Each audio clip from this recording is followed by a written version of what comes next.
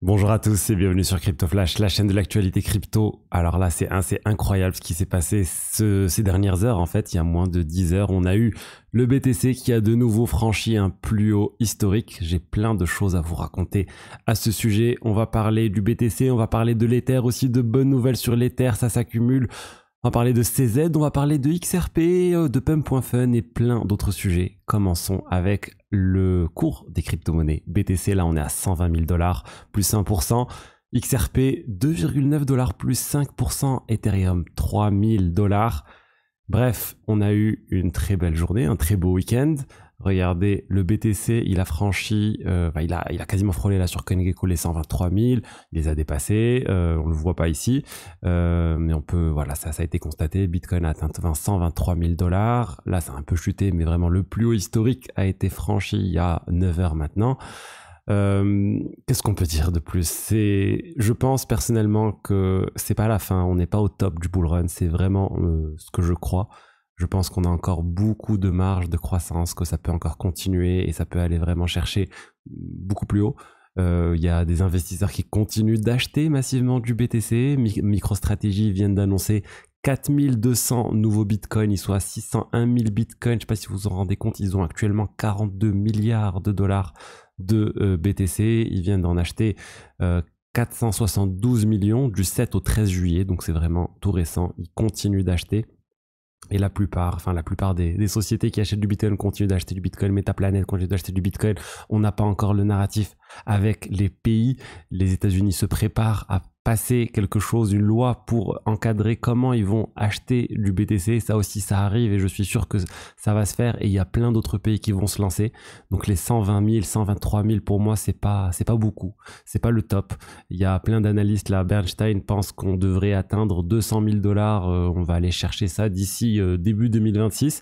Ça va être long pour chercher ça. Ça va pas être un bull market où on fait on fait encore x2, x3 rapidement. Ça va prendre un peu de temps, mais voilà, de jour en jour, on est en train de franchir des all-time highs pour le BTC. L'Ether, on est encore loin, on peut le voir. L'Ether, on est à 40% du plus haut historique.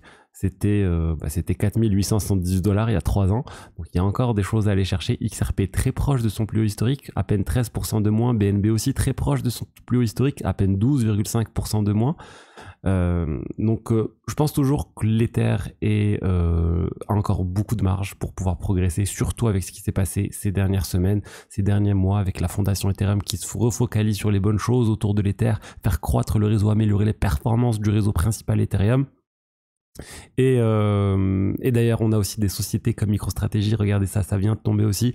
Bitmain, ils viennent d'acheter 163 000 Ether, enfin ils ont 163 000 Ether maintenant, 250 millions de $, ils ont levé pour acheter ça, mais ça leur a coûté plus cher.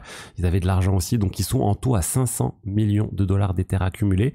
Il n'y a que Sharplink Gaming et l'Ethereum Foundation qui a plus. Bref, ils ont beaucoup d'Ether, ils continuent d'acheter de l'Ether et ça va continuer comme ça. Alors, il y a des gens qui sont en train de prédire des montants assez, je pense, hallucinants pour l'Ether et j'y crois pas vraiment. Regardez, là, on a EMJ Capital, je connaissais pas, mais c'est le hedge fund de Eric Jackson qui prédit même un Ether qui pourrait dépasser les 1,5 million de $. Ça fait plus de fois 300. Donc ça, bon, voilà, c'est un peu beaucoup. Même sur le long terme, ça représenterait des centaines ou quasiment 200 000 milliards de dollars de market cap. Alors, je crois que c'est beaucoup trop. Je pense, moi, sur le très long terme, quand je dis très long terme, ça peut être 10 ans, 15 ans. On peut espérer un Ether très haut, mais pas au niveau du million. Je dirais, je sais pas, peut-être dans le meilleur des cas, on aurait du 100 000 $ ou quelque chose comme ça, mais ça serait déjà assez hallucinant d'avoir les 1,5 million de $. Je pense que c'est assez fou. Mais après, regardez, si on regarde un peu la richesse dans le monde, c'est un graphe sur lequel c'est un schéma sur lequel je suis tombé. J'ai déjà trouvé d'autres choses. J'ai pas vérifié l'ensemble des sources, mais ça nous permet de visualiser la taille de la capitalisation des cryptos, là, du Bitcoin, par rapport à l'or, par rapport au marché de l'immobilier, par rapport au marché des actions. C'est tout petit. Encore une fois, j'ai pas vérifié ces chiffres-là, mais j'ai déjà vérifié d'autres chiffres. Si on prend en compte toute la richesse dans le monde, on est à 200 000 milliards de $, 300 000 milliards de $. Donc, il y a encore beaucoup de marge de croissance pour les cryptos à l'échelle mondiale, hein, c'est-à-dire considéré vraiment comme une part de la richesse mondiale, considéré comme 10%, 20% de la richesse mondiale. On a encore un x10 qui est assez facile à faire et je pense qu'on va le faire. La question, c'est encore une fois, dans combien de temps?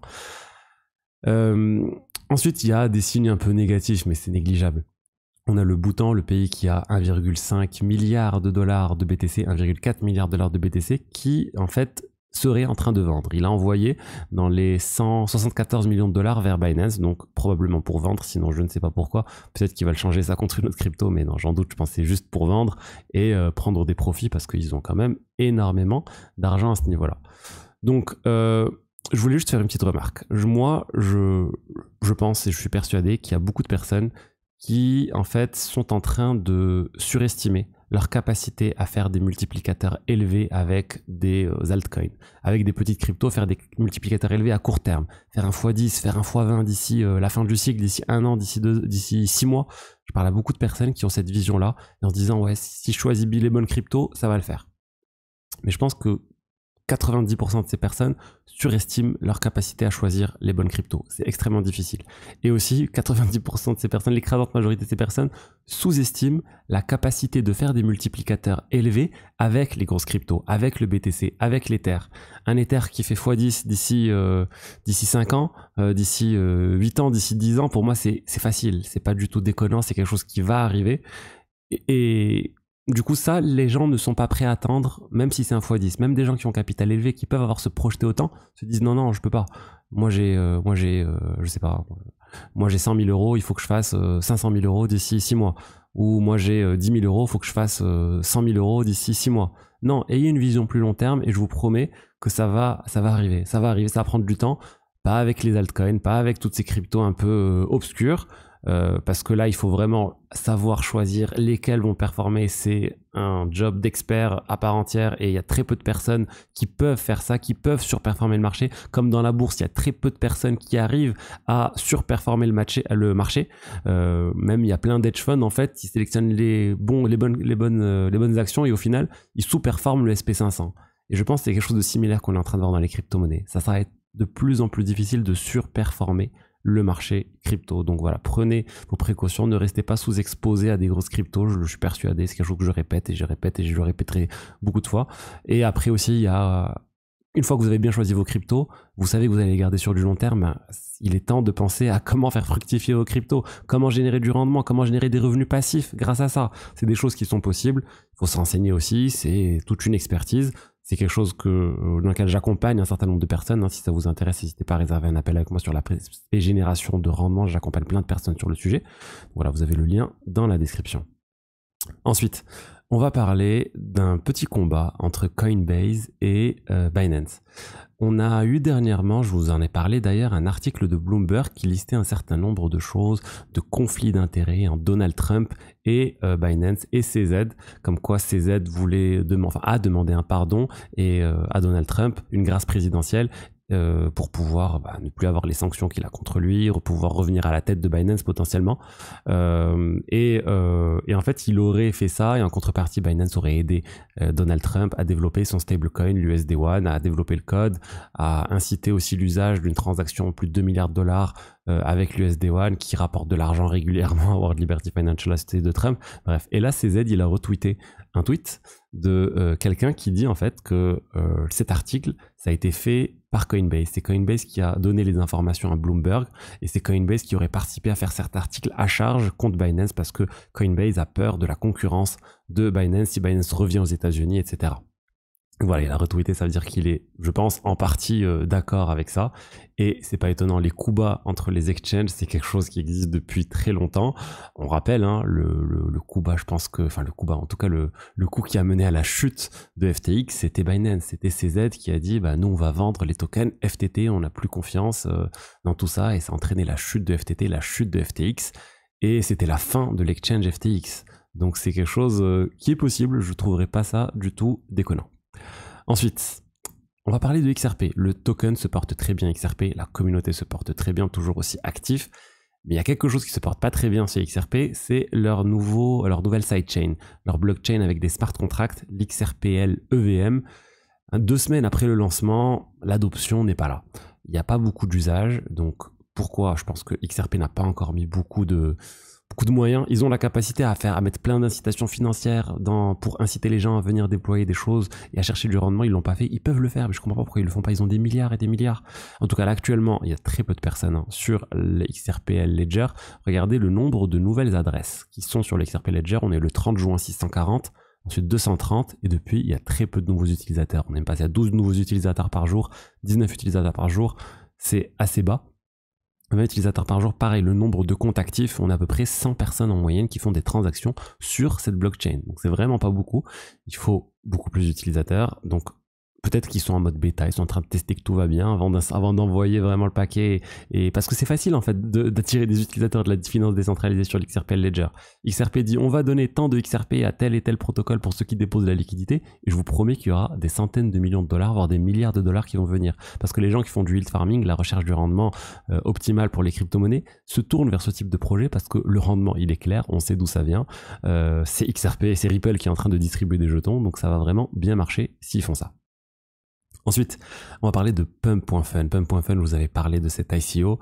Et ben, ça a eu lieu ce week-end. 600 millions de dollars levés en 12 minutes. Donc, gros succès de l'IPO. Ça a été complètement sold out. Ça veut dire que la société derrière Pump.Fun a récolté en tout 2 milliards de dollars, 700 millions de dollars, plus les 600 ici, plus ils avaient levé, je sais pas, environ 700 aussi auprès d'une pre-sale, auprès d'investisseurs. Donc, vraiment, ils ont énormément de cash. Et là, dans quelques minutes, on va pouvoir trader ça. Je peux voir sur Binance, sur les contrats futurs, qu'il y a déjà des échanges qui se font. On est autour de 0,05. Donc, on est à peu près 40% de plus que le prix au lancement. Donc, je vous avais dit, pour moi, il y avait peut-être un coup à faire au lancement, c'est-à-dire 40%, 50% de plus.